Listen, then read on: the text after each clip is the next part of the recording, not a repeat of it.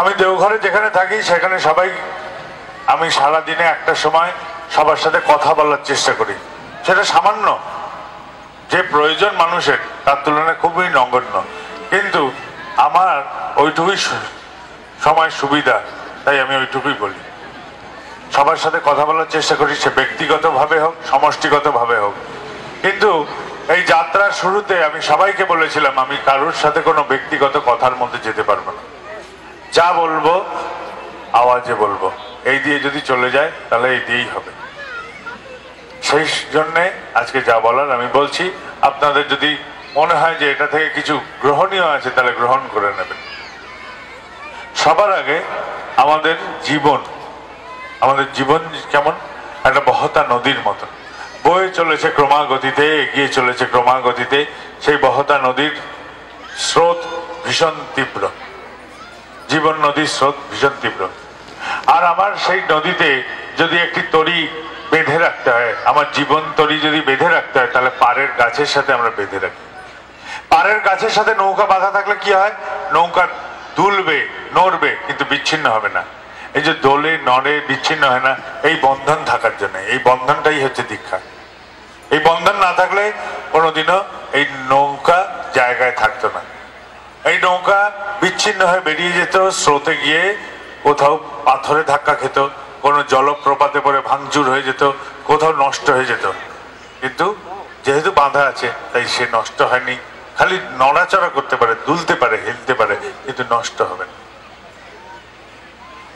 কেন দীক্ষা নেব? একটি জঙ্গলের ধারে একটি গ্রামের এক গরু ঘাস খেতে গেছে। ঘাস খেতে খেতে তার সাথীরা রয়ে গেল একদিকে, সে চলে গেল জঙ্গলের ধারে। ঘাস খেতে খেতে তন্ময় হয়ে রয়ে গেল সেখানে।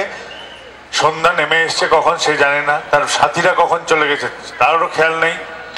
বাঘ বেরোলো শিকারে, সেই বাঘ পড়লো তারা, বাঘের তারা খেয়ে গরুটি পড়লো দৌড়ে পালাতে গিয়ে এক কাদার পাকে আটকে। বাঘ দিল লাফ, সেও পড়লো কাদার পাকে আটকে।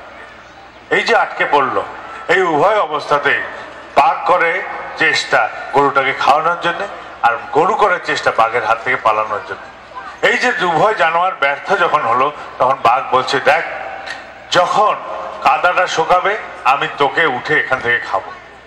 তখন গরুটি হাসতে শুরু করেছে, বলে তুই আমাকে কি খাবি রে, আমার কান খাড়া আছে, আমি কাঁসরের আওয়াজ পাচ্ছি, ঘন্টার আওয়াজ পাচ্ছি, আমি লোকজনের আওয়াজ পাচ্ছি, তারা আসছে আমাকে উদ্ধার করতে, আমার মালিক আসছে আমার উদ্ধার করতে, আমার তো জীবনে একটি মালিক আছে, তিনি উদ্ধার করে নিয়ে যাবেন।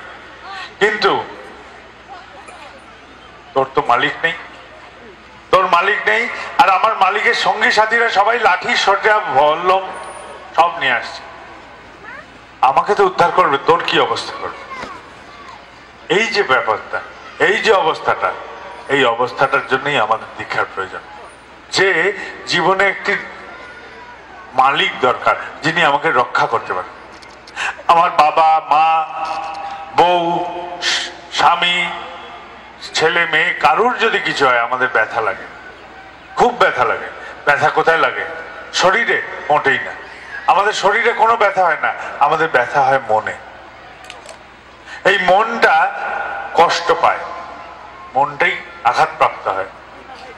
স্ত্রীর যদি স্বামী বিয়োগ হয়ে যায় তাহলে সেই বউ প্রথম গ্রাসটা খাবে কি করে?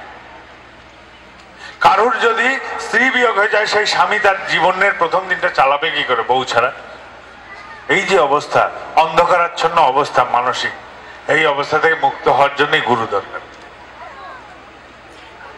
কারণ গু মানে তন্ত্র মতে যারা বলে গু মানে অন্ধকার, রু মানে আলোকিত করা। যিনি অন্ধকার থেকে আলোকিত করে দেন তিনি গুরু।